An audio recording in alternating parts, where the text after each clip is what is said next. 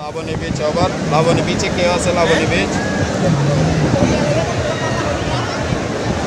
লাবণী বীচে কোনো life guard যদি শুনে থাকেন, যদি কেউ কোনো পর্যটক আফসানা নামে কোনো মেয়েকে খুঁজে থাকে, তাহলে একটু সুগন্ধায় দেখাই দেন। সুগন্ধাতে আফসানা নামে মেয়েটি আমাদের কাছে আছে, আপনারা একটু চেষ্টা করেন, যদি কোনো আত্মীয় স্বজন পাওয়া যায় একটু সুগন্ধায় দেখাই দেন।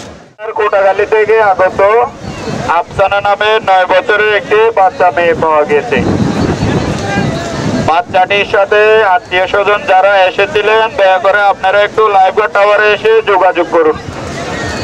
আফসানা কান্নাকাটি করতেছে। সম্মানিত পর্যটকবৃন্দ, আফসানা নামে 9 বছরের একটি বাচ্চা মেয়ে পাওয়া গিয়েছে। বাচ্চাটির গার্ডিয়ান যদি মাইকের আওয়াজ শুনে থাকেন, দয়া করে লাইফগার্ড টাওয়ারে এসে যোগাযোগ করুন। কক্সবাজার কোটাখালী থেকে আগত আফসানা নামে 9 বছরের একটি বাচ্চা মেয়ে পাওয়া গিয়েছে। বাচ্চাটি আত্মীয় স্বজনের সাথে সৈকতে এসেছিল।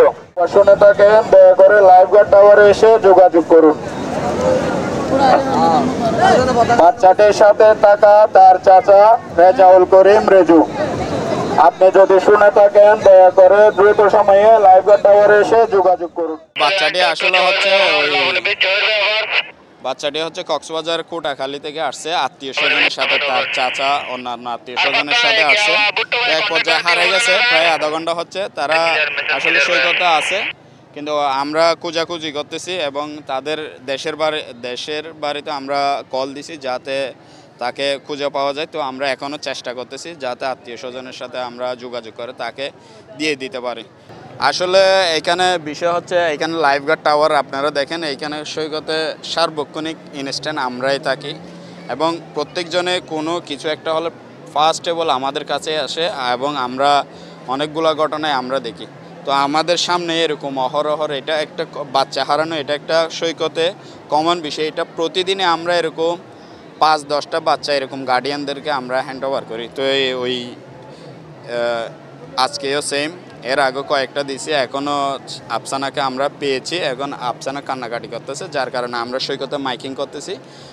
আত্মীয় স্বজন যদি শুনে থাকে তাহলে দ্রুত সময় আমাদের কাছ থেকে নিয়ে যেতে পারবে। আপনার নাম কি? আমার নাম বক্তিয়ার আলম বাবু। ওকে লাগবে। তোমার কি? আমার ভাইজি আচ্ছা, ওর আত্মীয়কে